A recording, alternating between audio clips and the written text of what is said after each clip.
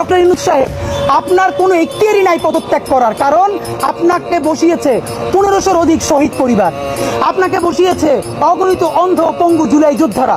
সুতরাং আপনাকে বসিয়েছে যারা, আপনাকে ছাড়তেও বলবে তারা। আর কেউ আপনাকে ছাড়ার এখতিয়ার নাই।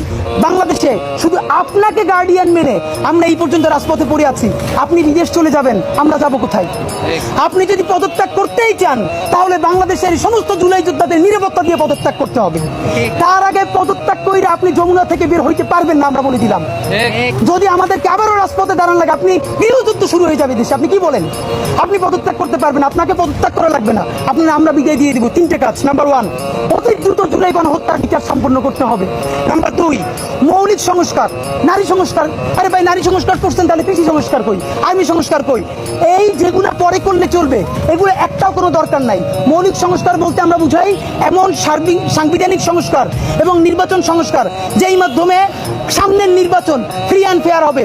বাংলাদেশে আর কেউ কোনোদিন আওয়ামী লীগ হয়ে উঠতে পারবে না, আর কোনো ব্যক্তি কোনোদিন ফ্যাসিস্ট হাসিনা হয়ে উঠতে পারবে না। এই মৌলিক সংস্কার করবেন। নাম্বার 3, ইতিহাসের সেরা ফ্রি অ্যান্ড ফেয়ার ইলেকশন দিবেন। বিএনপিকে আবার একটা কথা বলি, আপনারা যে বারবার বলেন নির্বাচন চান, আপনারা এসে সংস্কার করবেন, বলেন আপনাদের উপরে আমরা কিভাবে আস্থা রাখবো ভাই? আপনারা ক্ষমতায় না যেই অ্যাটিটিউডে, যেই ল্যাঙ্গুয়েজে কথা বলতেছেন, প্রসব কইরে মানুষ ভাষাই দিবেন।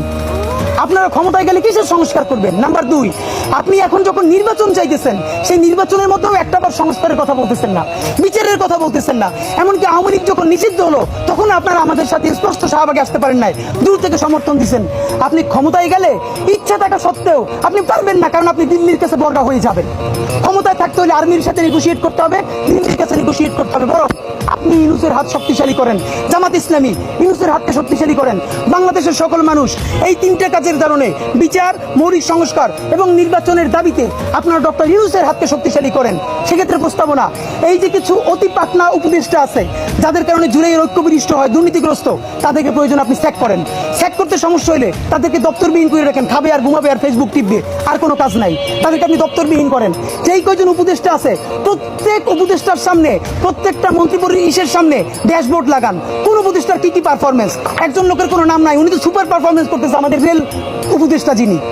এবারে বিদ্যুৎ নিয়ে, জ্বালানি নিয়ে আমাদের সকল ঋণ প্রায় পরিশোধ হয়ে গেছে। তো ওনাদের আমরা দেখতে চাই প্রত্যেক উপদেষ্টার একটা করে ড্যাশবোর্ড থাকবে, কে বেশি ফেসবুক চালায়, কে বেশি কথা বলে, আর না কে বেশি কাজ করে, এটা জনগণ দেখতে চায়। আপনি ড্যাশবোর্ড তৈরি করেন।